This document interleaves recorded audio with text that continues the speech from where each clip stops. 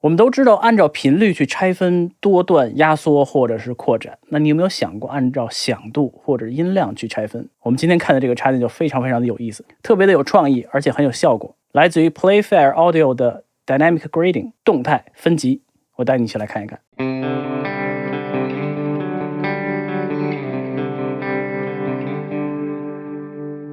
大家好，我是 Alex。用过很多的插件呢，我对这些特别有创意、有想法的插件还是挺有兴趣的。所以呢，叮咚音频的小伙伴给我介绍这款插件的时候，我就发现，很有创意，确实是想的跟别人不太一样。所以呢，我先不要告诉你这个东西做什么的，我先只告诉你两件事情。一件事情是，如果你看到这个界面的话，左边是输入，右边是输出，然后我做一个特别简单的调整，你大概就能猜出它是做什么的。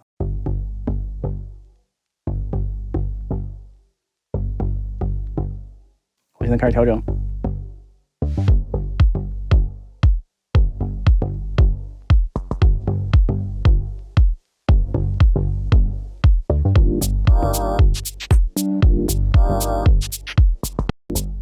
没有的，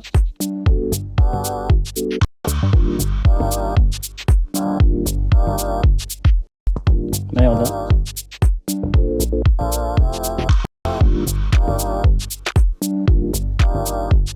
有没有感觉到它有什么样的变化？你似乎觉得这个声音的中段的音量被压扁并且提升起来了。那我再做另外一个调整，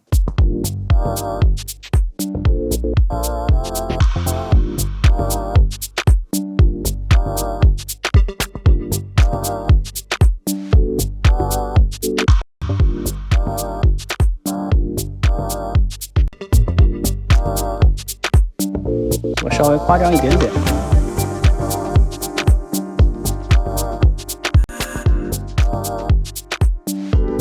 仔细听底鼓的动态，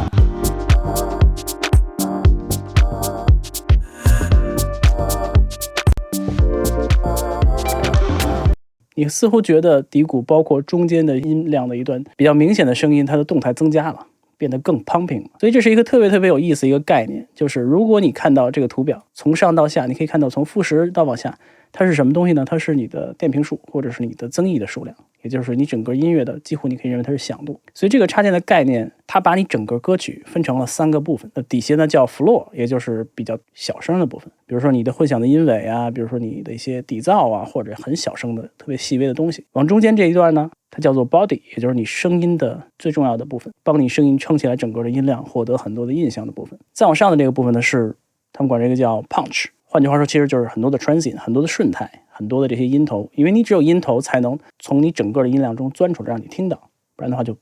你就听不出来了。所有你的打击感特别强的嚓嚓嚓嚓，或者军鼓啊或者底鼓啊，所有那种能钻出来的声音都在这个范围内。它把这个东西按照你的声音的响度或者音量来去拆分了3个段，那就不能应该叫频段了，应该叫动态段。于是呢，左边这个输入你可以看到3个段，右边输出3个段，你可以通过它去调整这3个段之间输出的关系。比如说我现在的中间这段是在这儿，那我可以把它输出数据变成更窄。换句话说就是，如果我在这个地方是-35，那我输出到这个地方变成了-25，相对来说我整个这一段被压缩了。这个是视觉上特别直观的一个体验或者联系。你可以很显然看到-20到-35之间的被压成了-20到-25之间。所以你再去听很多的音乐的时候，你甚至可以在这个地方看到所有这些突出的闪现的这些东西都是你的声音的音量，那这个很显然斜着被提升上来了。没有的是这样的，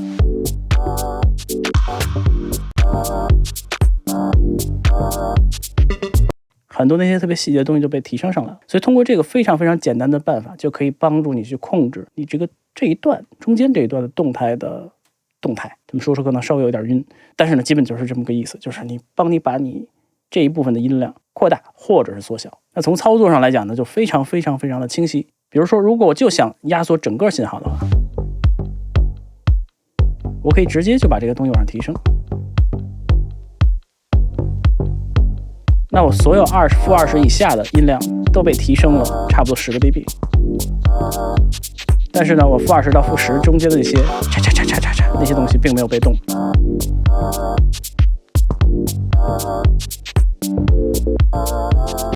或者呢，如果我发现我在这个很多，你可以在这个图表上看到很多的音量集中在这个区域，我把我中间的这个部分放在这个区域。这个时候呢，我希望让这个区域的声音动态更大。那很显然你应该已经知道了，扩大范围就是这样。我把中间这10个 dB 的范围之内的音量扩大到了-15到-35，这是很夸张了，可能听起来不是很好听，但是你大概理解这个意思，听起来是这样的。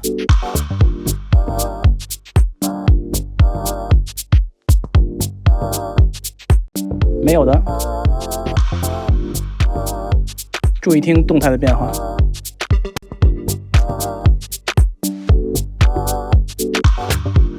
为什么听起来动态增加了，响度就并没有降呢？是因为这一个部分的音量，我把它大的部分提升到了这儿，我把它小的部分提升到这儿，相当于是你把它动态拽开、扯开了，往上、往下，所以听起来是音量并没有减少，但是它动态增加了很多。所以我觉得这是一个超级有创意的一个插件。那点中间这个地方呢，你可以看到这个地方的输入输出的电平。此外，如果你能看得懂这个表的话，这个 curve 也就是这个曲线，我们经常说压缩和扩展的曲线，那就由这个表达。斜这条线往上的肯定是扩展，往下是压缩。你会发现它可以给你制造一个很有意思的、比较复杂的一个动态控制的曲线。我们把这个东西复原，然后呢，我们再听另外一首歌，比如下面这首歌，动态很大，也有很小的部分。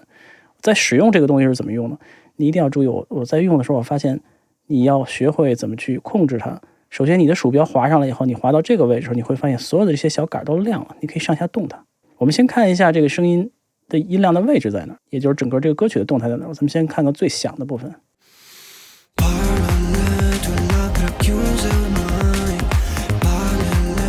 它的主体声音在这儿，所以我就可以把它稍微的放在这个位置。一般来说，我会把上面这个线放在它上面跳的这个 peak 这个地方，然后呢，底下提升上来一些，然后我们在底下下面这个比较小声的地方看一眼，你可以看到它的 floor， 也就是底下这部分有很多的信息，我们把它包括进来。当我把这个东西拽来的时候，你会明显觉得你的小的声音变大了。为什么呢？我包括进来的所有的 floor 这些东西都被提升到了这个范围内。注意听。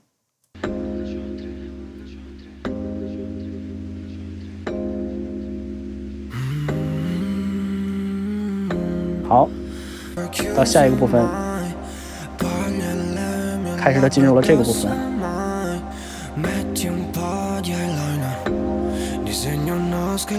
稍微提一点点就非常非常有效。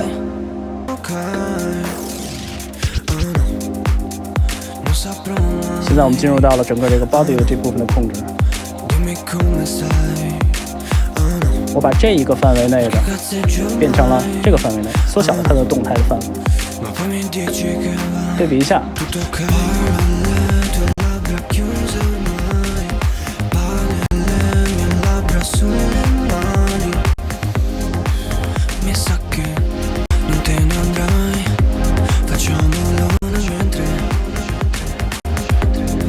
其实就是一个向上压缩的那种感觉，但是只是这个插件给你的表现或者是视觉的体验非常非常的容易理解，我觉得这是一个很聪明的一点。我们在后面再对比一下，没有的。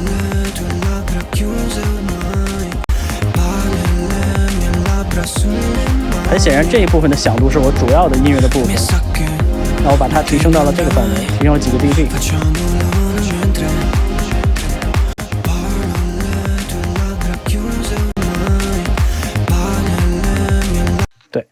还有一种办法是，你如果真的想去扩展它，比如你用在鼓组上，或者用在其他音乐上，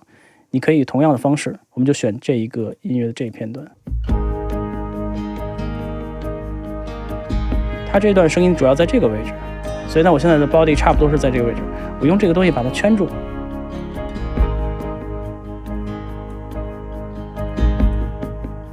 这个时候呢，我就增加了它的动态。我把这个范围的音量放大到了这个范围，那反映在图表上曲线是这个位置。我们来对比一下，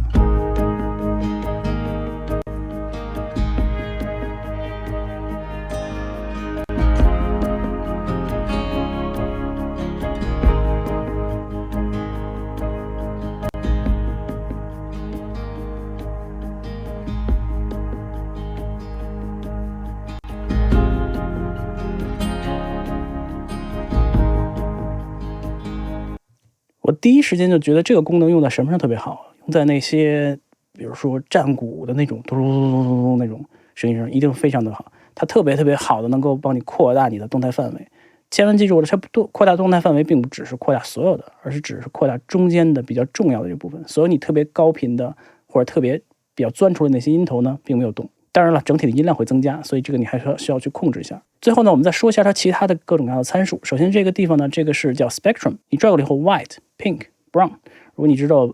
白噪音、粉噪音的话，其实是大概是这个意思，就是它是一个听觉的一个曲线。一般来说放在中间是比较好的。你如果用在鼓上或者打击乐比较明显的这些乐器上的话，你去调整它之后会有不太一样的频响的反应，比较的微小，但是呢还是会有一些区别。我的建议就是你把所有的该调整的都调整好了以后，你就放在中间，然后呢你可以转它去感觉一下不一样的效果。反应时间20毫秒，最低的时候可以到1毫秒，最高的时候可以到200毫秒。我转这个的时候，你会发现下面这个 smart 这个东西在变，一会儿我会告诉你为什么。它实际上就是插件的响应的时间。你给它更多的响应时间呢，它的所有的处理会更平滑；你给它更短的响应时间呢，它处理稍微的会比较的突然一些。但是这个响应时间也会带来相应的延迟，所以这个要注意。释放的时间就像压缩一样嘛，动态控制一样，你多快去让它去取消这个调整。默认呢放在10毫秒，我觉得比较快速一些比较好，因为这样的话你的动态会释放的快一些，让你的处理会明显一些。这个 amount 有点类似于干湿信号的混合，但是实际上它也是一个处理的幅度。你把它降下来以后，你处理的幅度就会减少，因为很多的时候如果你处理太多了，你会觉得比较夸张，已经出现很多 pumping 的感觉。然后降回来一些，